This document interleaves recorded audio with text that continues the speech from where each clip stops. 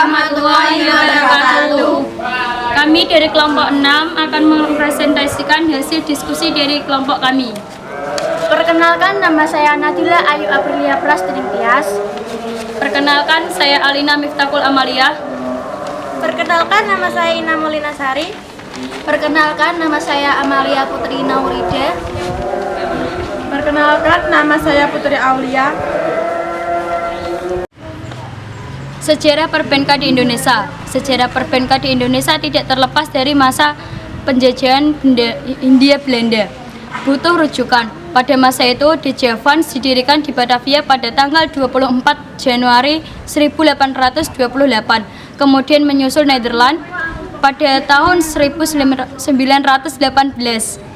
sebagai pemegang monopoli pembelian di hasil bumi dalam negeri dan penjualan ke luar negeri, serta terdapat beberapa bank yang memegang peranan penting di Hindia Belanda. Bank-bank yang ada di antara lain De Javans Nef, Hulp and Speer Bank, De Esmoko Bank Nef. Di samping itu terdapat pula bank-bank milik orang Indonesia dan orang-orang asing seperti dari Tiongkok, Jepang, dan Eropa.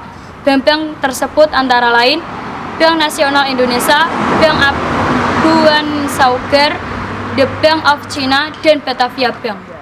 Di zaman kemerdekaan perbankan di Indonesia bertambah maju dan berkembang lagi. Beberapa bank Belanda dinasionalisir oleh pemerintah Indonesia. Bank-bank yang ada pada zaman awal kemerdekaan antara lain Bank Negara Indonesia yang didirikan tanggal 5 Juli 1946 yang sekarang dikenal dengan BNI. Bank Surakarta Maskapai Adil Makmur MAI tahun 1945 di Solo. Bank Indonesia di Palembang tahun 1946. Bank Dagang Nasional Indonesia tahun 1946 di Medan. Dan Bank Sentral Asia BCA tahun 1949. Di Indonesia, praktek perbankan sudah terbiasa sampai ke pelosok pedesaan. Lembaga keuangan terbentuk bank di Indonesia berupa bank umum, bank perkreditan rakyat, bank umum syariah, dan juga bank pembiayaan rakyat syariah. Masing-masing bentuk lembaga bank tersebut berbeda karakteristik dan fungsinya. Jauh sebelum kedatangan bangsa Barat, Nusantara telah menjadi pusat perdagangan internasional. Sementara di daratan Eropa, merkantilisme telah berkembang menjadi revolusi industri dan menyebabkan pesatnya kegiatan dagang di Eropa. Saat itu muncul lembaga perbankan sederhana seperti Bank van Lening di negeri Belanda.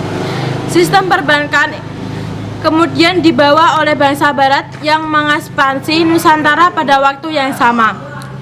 VOC di Jawa pada 1746 mendirikan The Bank van Lening yang kemudian menjadi The Bank Kon en Bank van Lening pada 1752. Bank itu adalah bank pertama yang dilahir di Nusantara, cikal bakal di dunia perbankan pada masa selanjutnya. Pada 24 Januari 1928, pemerintah Hindia Belanda mendirikan bank sirkulasi dengan nama The Javaanse Bank atau yang disebut DJB.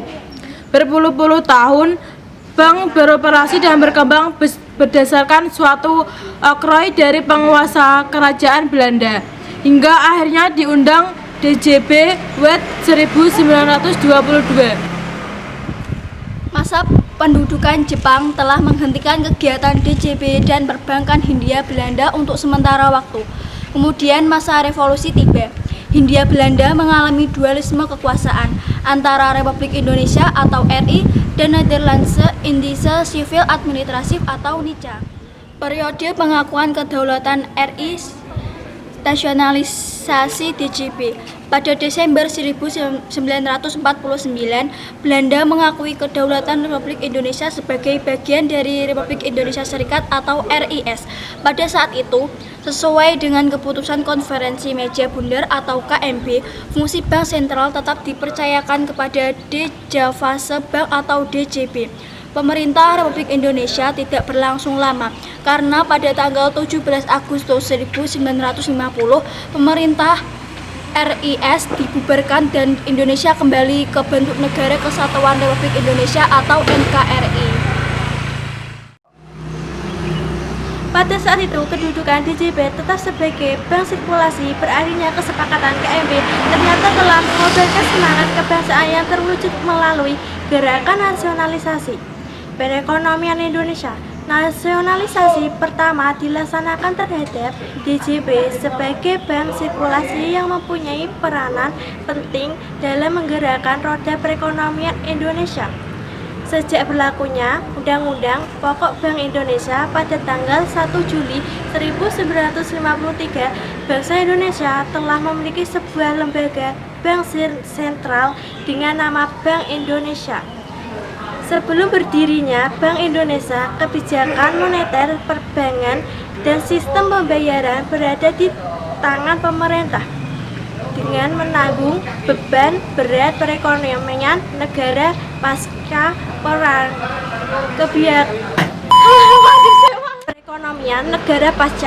Kebijakan moneter Indonesia ditekankan pada peningkatan posisi cadangan devisa dan menahan laju inflasi. Sementara itu, pada periode ini, pemerintahan terus berusaha memperkuat sistem perbankan Indonesia melalui pendirian bank-bank baru. Sebagai bank sirkulasi, DJB turut berperan aktif dalam membayangkan sistem perbankan nasional, terutama dalam menyediakan dana kegiatan perbankan. Banyaknya jenis mata uang yang beredar memaksa pemerintah melakukan penyelenggaraan mata uang.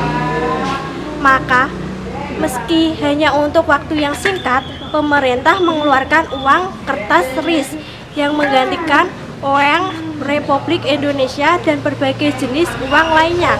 Akhirnya, setelah sekian lama sebagai acuan hukum pengedaran uang di Indonesia, Indes Man 1913 digantikan dengan aturan baru yang dikenal dengan Undang-Undang Mata Uang 1951. Sekian dari kelompok kami. Apabila ada kesalahan, kami mohon maaf. Wabillahi taufiq wal hidayah. Wassalamualaikum warahmatullahi wabarakatuh.